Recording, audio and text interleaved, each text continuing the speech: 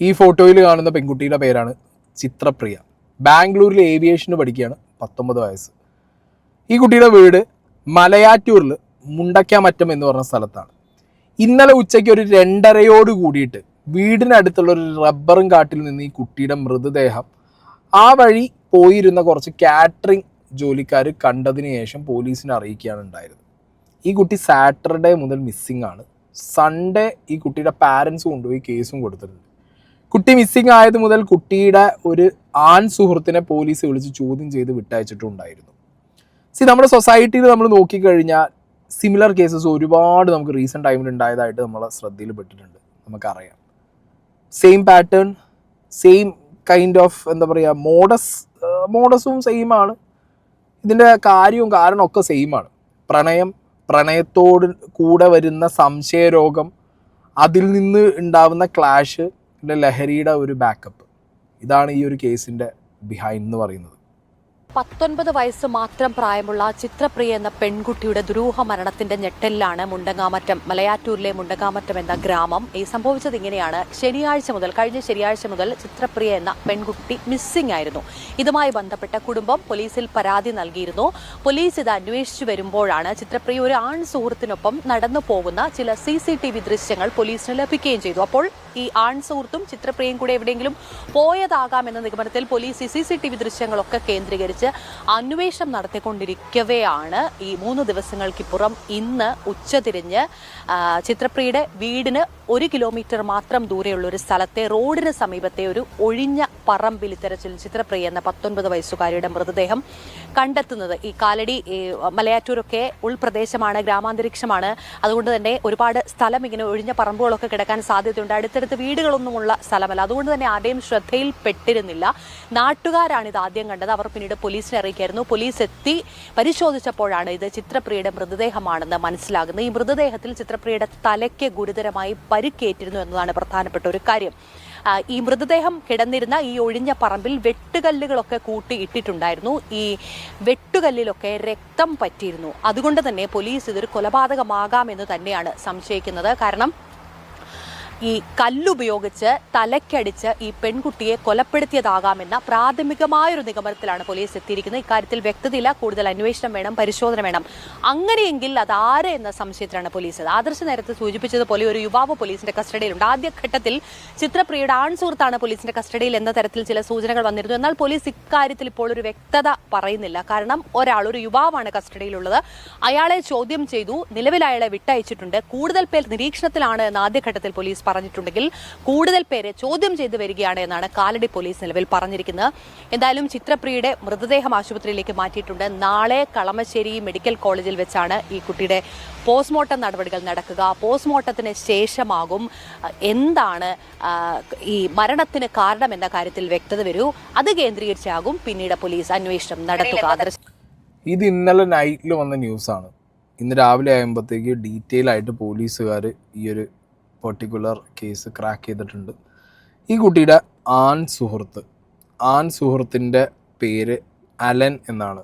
ഈ അലൻ എന്ന് പേരുള്ള ആൺ സുഹൃത്താണ് ഇപ്പോൾ പിടിയിലായിട്ടുള്ളത്. ഇനി ഞാൻ കാര്യങ്ങൾ ഡീറ്റെയിൽ ആയിട്ട് പറയാം. ഈ കുട്ടി മലയാറ്റൂർ മുണ്ടക്കാമറ്റം എന്ന് പറഞ്ഞ സ്ഥലത്താണ് വീട്. മണപ്പാട്ട് ചിറ എന്ന് ഇവരുടെ വീടിന് നിയർ ബൈ ആയിട്ടുള്ളൊരു ചിറയുണ്ട്. അതിന് സമീപത്തുള്ള സെബിയൂർ റോഡിനോട് ചാരി കിടക്കുന്ന റബ്ബറും തോട്ടത്തിലാണ് ഈ കുട്ടിയുടെ മൃതദേഹം ആളുകൾ കണ്ടത്. ശനിയാഴ്ച രാത്രിയാണ് ഈ കുട്ടി മിസ്സിംഗ് ആവുന്നത്. ബാംഗ്ലൂരിൽ ഏവിയേഷൻ കോഴ്സ് പഠിക്കാൻ കഴിഞ്ഞ വർഷം പോയ കുട്ടിയാണ്. നാട്ടിൽ അമ്പലത്തിൽ എന്തോ അയ്യപ്പൻ വിളക്കോ പരിപാടിയോ അങ്ങനെന്തോ പരിപാടിക്ക് വേണ്ടി വന്നതാണ്. ഈ കുട്ടിക്ക് നാട്ടിൽ തന്നെ അലൻ, വെൽഡിംഗ് വർക്കൊക്കെ ചെയ്ത് ഡ്രൈവർ പണിക്കൊക്കെ പോകുന്ന അലൻ എന്ന് പറഞ്ഞ ഒരു പയ്യനുമായിട്ട് കണക്ഷൻ ഉണ്ടായിരുന്നു. ആ അലനെയാണ് ഇപ്പോൾ പോലീസ് പിടിച്ചിട്ടുള്ളത്.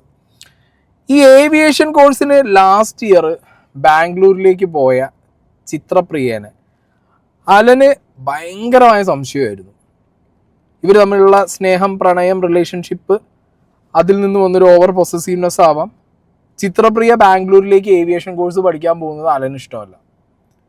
അലൻ പറയുന്നത് നാട്ടിൽ കൊച്ചിയിൽ അവിടെ എവിടെയെങ്കിലും പഠിച്ചാൽ മതി എന്നുള്ള ഒരു സ്കീമിലാണ് അലൻ നിൽക്കുന്നത്. പിന്നെ ലാസ്റ്റ് സമ്മതിച്ചു. ചിത്രപ്രിയ ബാംഗ്ലൂരിലേക്ക് ഏവിയേഷൻ പഠിക്കാൻ പോയി. ഏവിയേഷൻ പഠിക്കാൻ പോയ ചിത്രപ്രിയയെ പല പ്രാവശ്യം കാണാൻ വേണ്ടി ബാംഗ്ലൂരിലേക്ക് അലൻ ട്രാവൽ ചെയ്തിട്ടുണ്ട്. ഇവർ തമ്മിൽ പല രീതിയിലുള്ള പ്രശ്നങ്ങൾ ഉണ്ടായിട്ടുണ്ട്. സംശയരോഗമാണ് അലൻ.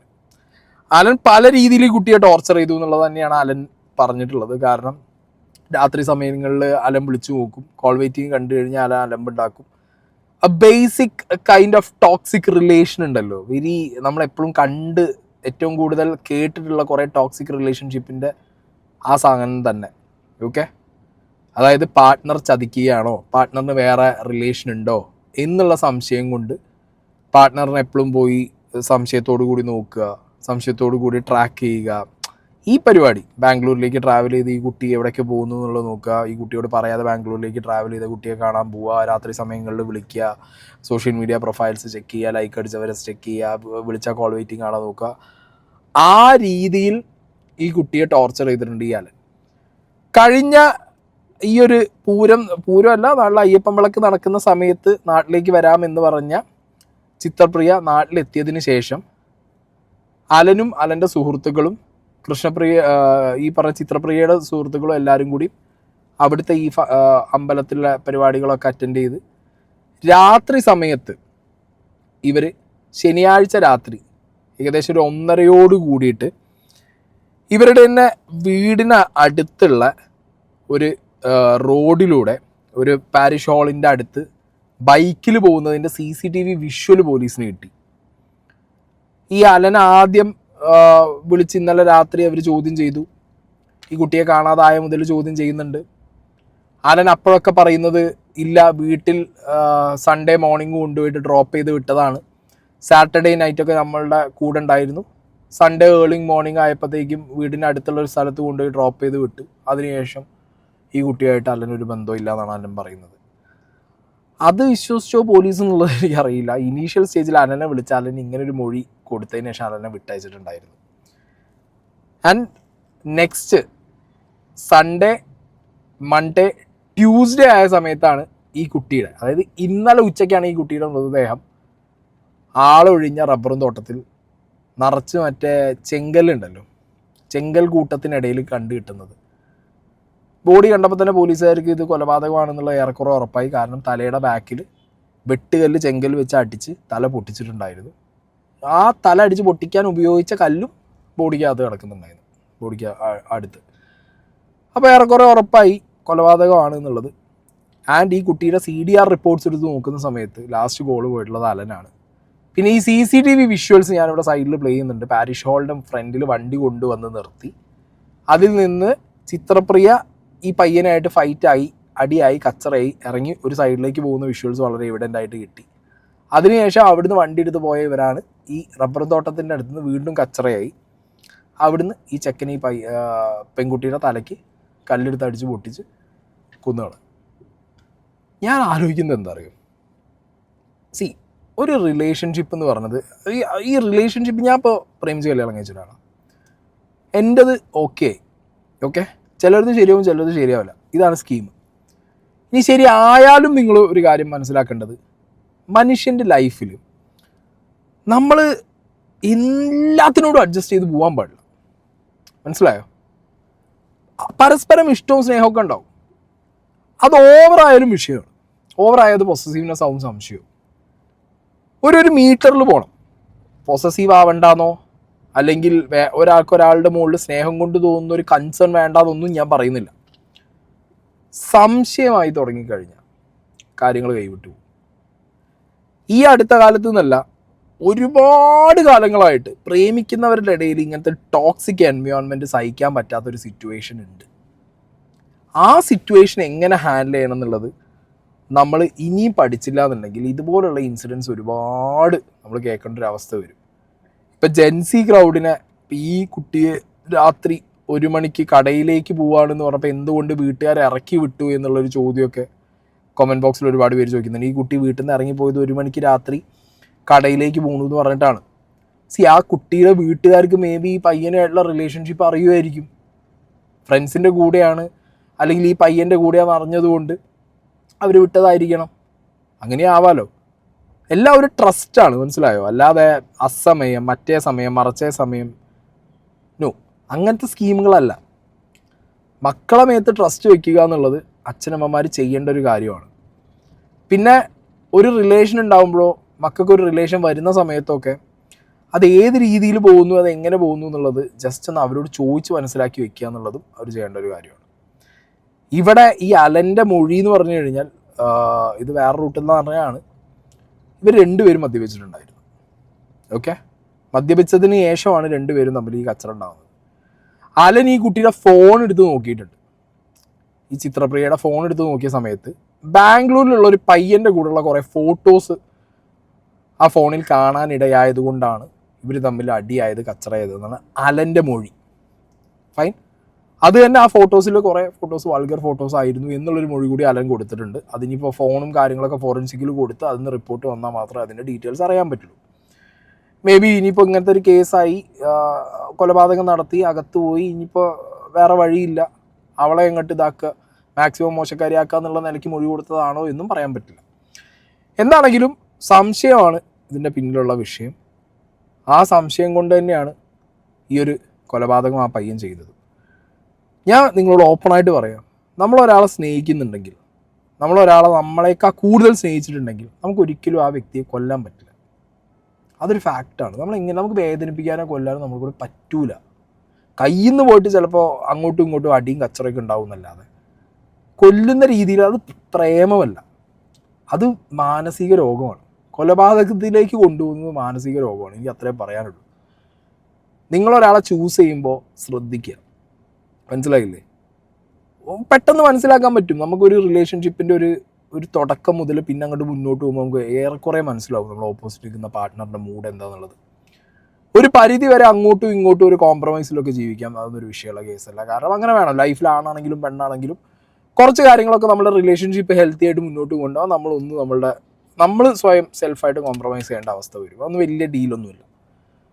പക്ഷെ ഒരാൾ മറ്റൊരാൾക്ക് വേണ്ടി എല്ലാം ത്യജിച്ച് കോംപ്രമൈസ് ചെയ്യാം, ഒരാളുടെ ടേംസിൽ മാത്രം കാര്യങ്ങൾ മുന്നോട്ട് പോവുക, പിന്നെ അതിഭീകരമായ സംശയം, ഇപ്പം ഈ അലന് തോന്നിയ പോലത്തെ ഒരു അതിഭീകരമായ സംശയം, ഇപ്പോൾ ഒരാൾ ബാംഗ്ലൂർ പഠിക്കാൻ പോയത് കൊണ്ട് വന്നു, എന്നിട്ട് വിളിച്ചു വരുത്തുന്നു, ഫോൺ ചെക്ക് ചെയ്യുന്നു. അപ്പോൾ അതിൻ്റെ ഒരു ടോക്സിക് ലെവല് ഭയങ്കരമാണെന്നുള്ളത് തിരിച്ചറിയാൻ ഇവർക്ക് പറ്റിയില്ല എന്നുള്ളതാണ്. ഇങ്ങനത്തെ റിലേഷൻഷിപ്പും ഇങ്ങനത്തെ എന്താ പറയുക, ഈ ഒരു യങ് ഏജിൽ തോന്നുന്ന കാര്യങ്ങളൊക്കെ ഇത് എല്ലാ കാലഘട്ടത്തിലൂടെ ഞാൻ കമൻറ്റ് ബോക്സ് നോക്കുമ്പോൾ കമൻറ്റ് ബോക്സിനകത്ത് ഒരുപാട് പേര് കമൻറ്റ് ചെയ്തിട്ടുണ്ട്. ഇപ്പോഴത്തെ പിള്ളേർ, ജെൻസി പിള്ളേർ, മക്കളെ തന്തിയും തള്ളയൊന്നും ഇല്ലേ, മക്കളെ അഴിച്ചു വിടണോ, രാത്രി പെൺകുട്ടിയെ വിടണോ, ഇതൊന്നുമല്ല വിഷയം. ഇത് നിങ്ങൾ പറഞ്ഞു കൊടുക്കേണ്ട. അപ്പം ഞാൻ എൻ്റെ ഫ്രണ്ട്സിനോടോ എനിക്ക് യങ്ങറായിട്ടുള്ള ക്രൗഡിനോടൊക്കെ ഞാൻ പറഞ്ഞു കൊടുക്കുന്നൊരു കാര്യമുണ്ട്. പ്രേമം, ഇഷ്ടം എന്നൊക്കെ പറയുന്നത് ആൾക്കാർക്ക് പിടിച്ചു വയ്ക്കാൻ പറ്റിയൊരു ഐറ്റമൊന്നുമല്ല. മനസ്സിലായോ? പ്രണയിക്കാത്തവരായിട്ട് ആരും ഉണ്ടാവില്ല. ചിലത് റെഡിയാവും, ചിലത് റെഡിയാവില്ല. അത്രേ അതിന് സ്കീമുള്ളൂ. ഇനി അറേഞ്ച് മാരേജ് ചെയ്തവരാണെന്നുണ്ടെങ്കിൽ പോലും ഞാൻ പറയുന്നു, കല്യാണം കഴിഞ്ഞതിന് ശേഷം പ്രണയിക്കും. പ്രണയം എന്ന് പറഞ്ഞ വികാരം അത്ര അടിപൊളിയാണ്, അതൊരു വേറെ ഫീലാണ്. അത് ലൈഫിൽ അനുഭവിക്കാത്തവരായിട്ട് ആരും ഉണ്ടാവില്ല. പക്ഷേ നമ്മൾ ആരെ ചൂസ് ചെയ്തു, ആ ചൂസ് ചെയ്ത വ്യക്തി നമ്മളെ മനസ്സിലാക്കുന്നുണ്ടോ എന്നുള്ളത് വലിയ കാര്യമല്ലേ. നോ പറയുക, നോ ആക്സെപ്റ്റ് ചെയ്യുക എന്നുള്ളത് വേറെ വലിയൊരു കാര്യം. നമ്മുടെ സൊസൈറ്റിയിൽ ഇപ്പോഴും സൊസൈറ്റി വളർന്നു വരുന്ന കുട്ടികളെ പഠിപ്പിക്കാത്ത വിഷയം എന്താണെന്നറിയോ? How to respect each other, how to respect emotions എന്നുള്ളൊരു സംഗതി ഇപ്പോഴും പഠിപ്പിക്കുന്നില്ല. നമ്മളെ എഡ്യൂക്കേഷൻ സിസ്റ്റത്തിൽ അതില്ല. നമ്മൾ റെസ്പെക്റ്റ് എന്ന് പറയുമ്പോഴത്തേക്കും ഭയഭക്തി ബഹുമാനമാണ് പറയുന്നത്. ഭയം, ഭക്തി, പിന്നെയാണ് ബഹുമാനം വരുന്നത്. ആദ്യം ഭയക്കണം, നമ്മളെക്കാൾ മുതിർന്നവരെ ഭയക്കണം, പിന്നെ ബഹുമാനിക്കണം. നമ്മളെക്കാൾ എഡ്യൂക്കേഷൻ ഉള്ളവരെ, അല്ലെങ്കിൽ നമ്മളെക്കാൾ ഹയർ പൊസിഷനിൽ ഇരിക്കുന്നവരെ ആദ്യം ഭയക്കണം, പിന്നെ ബഹുമാനിക്കണം. ഭയം, ഭക്തി, ബഹുമാനം. അതായത് ഇതിലെവിടെയും എന്താ പറയുക, ഇതിലെവിടെയും ഒരു റെസ്പെക്റ്റ് എന്ന് പറഞ്ഞ സാധനം ഇല്ല. മനസ്സിലായില്ല? ഇതല്ല റെസ്പെക്റ്റിൻ്റെ മീറ്റർ എന്ന് പറയുന്നത്. സോ ഇതിൽ കുറേ കുട്ടികളെ കുറ്റം പറഞ്ഞിട്ടോ, രാത്രി കാലത്ത് കുട്ടികൾ പുറത്തിറങ്ങുന്നത് മാതാപിതാക്കൾ നോക്കുന്നില്ല, പെൺകുട്ടികൾ അഴിച്ചു വിട്ടിരിക്കുകയാണോ, ലഹരിയാണോ? യെസ്, ലഹരിയുണ്ട്. ലഹരിക്കെതിരെ ഇവിടെ ആരെങ്കിലും എന്തെങ്കിലും ചെയ്യുന്നുണ്ടോ? ആരെന്താ ചെയ്യുന്നത്?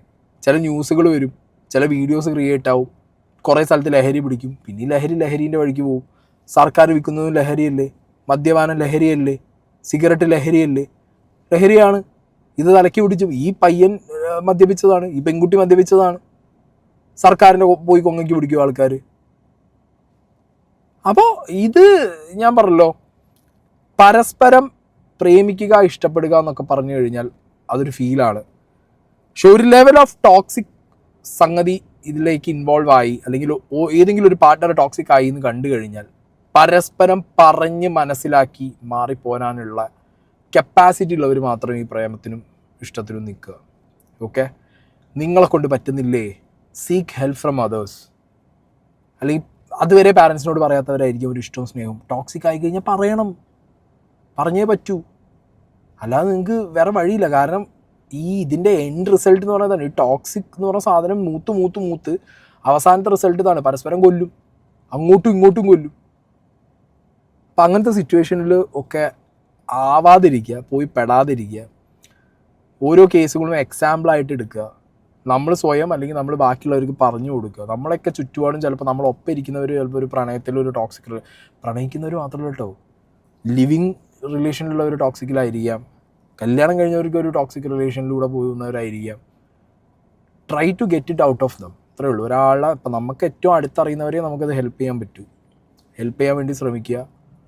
മാക്സിമം അവരും തുറന്നു പറയാൻ വേണ്ടി ശ്രമിക്കും. ഇപ്പം ഞാൻ പറയാറുണ്ട് പല സാഹചര്യത്തിലും, ഇപ്പം എനിക്ക് തോന്നുകയാണ് like I am going in a bad phase, a dull phase, ഞാൻ സ്നേഹനോട് ഷെയർ ചെയ്യും, ഫ്രണ്ട്സിനോട് ഷെയർ ചെയ്യും. എന്നോട് പലപ്പോഴും ചോദിച്ചിട്ട് നീ എന്ത് ഷെയർ ചെയ്യുന്നത്? ഞാനിപ്പോൾ അടുത്ത് റീസെൻ്റ്ലി അതൊക്കെ തുടങ്ങിയത്. ബിക്കോസ് നമ്മൾ ഷെയർ ചെയ്യണേ, നമുക്ക് ആർക്കാണ് നമുക്കൊരു നല്ല വാക്ക് അല്ലെങ്കിൽ ഒരു ഇത് തരാൻ പറ്റിയാൽ പറയാൻ പറ്റില്ല. പണ്ട് ഞാൻ സ്നേഹനോട് പറയില്ല. അപ്പം ഞാൻ ഡള്ളായ ഒരിക്കലും സ്നേഹനോട് പറയില്ലായിരുന്നു. കാരണം ഞാൻ എപ്പോഴും ആ മാസ് മാസ്കുലിനിറ്റി എന്നൊക്കെ പറഞ്ഞിട്ട്. പക്ഷേ after this Bigg Boss and all ഞാൻ സ്നേഹനോട് പറയും, ഇനി ഞാൻ ഡൗണാ, ഭയങ്കര സാഡാ, എനിക്ക് ഭയങ്കര പ്രശ്നമാണ്, ലൈക്ക് അത് പറയും ഞാൻ. മനസ്സിലായോ? ഞാൻ പറയാൻ തുടങ്ങിയപ്പോൾ സ്നേഹം പറയാൻ തുടങ്ങി. അങ്ങനെയാണ് നമ്മൾ കപ്പിൾസിൻ്റെ ഇടയിൽ സോർട്ട് ചെയ്യേണ്ടത്. അല്ലാതെ പരസ്പരം തമ്മിൽ അടിച്ചും വെട്ടിയും കൊന്നിട്ടോ അല്ലെങ്കിൽ തല്ലിക്കൊന്നിട്ടോ ഒന്നുമല്ല.